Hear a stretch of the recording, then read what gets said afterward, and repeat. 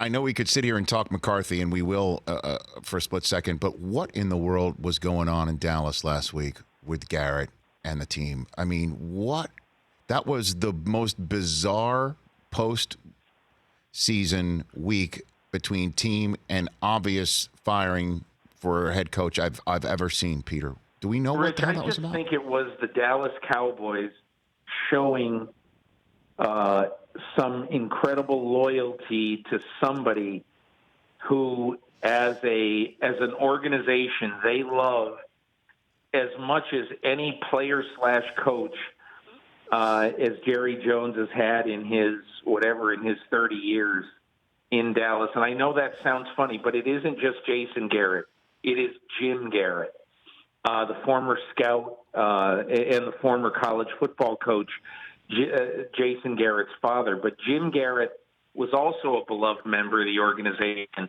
And in some ways, Jerry Jones, I believe, almost feels like a surrogate dad after the death of Jim Garrett. He loves, he really loves Jason Garrett, and I think he felt, I'm going to give him every opportunity. Let's just see what happens.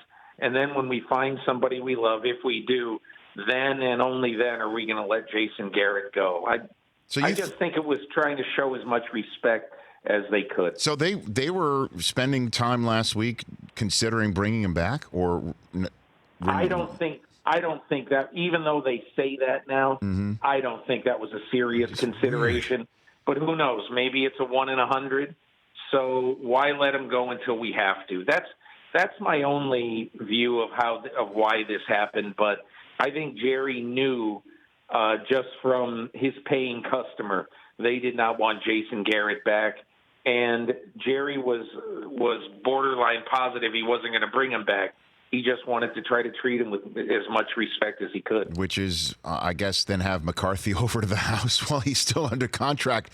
I mean, that sounds like something out of The Bachelor. We're just missing a windmill here, Peter. You know, I mean, so all said and done, how different is the McCarthy that Dallas is getting than the one that Green Bay fired after losing to Arizona a couple of seasons ago?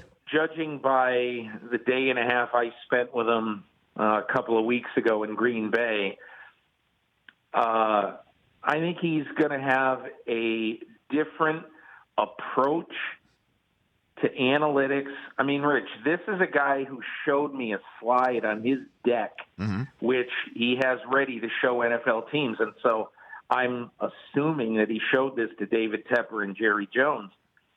He had a slide on his deck that showed a 14-member analytics / technology / video department.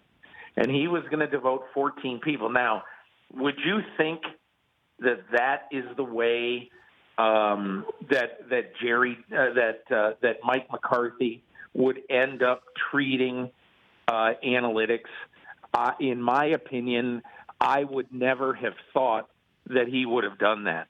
So to me, I kind of look at this now and say, this is a real logical way that Mike McCarthy modernized his approach to football. And in my opinion, that adapt or die mentality that I believe he had helped him get the Dallas Cowboys job. For more of The Rich Eisen Show, tune to Audience Channel 239 on DirecTV for free on BR Live, or download the Rich Eisen Show app.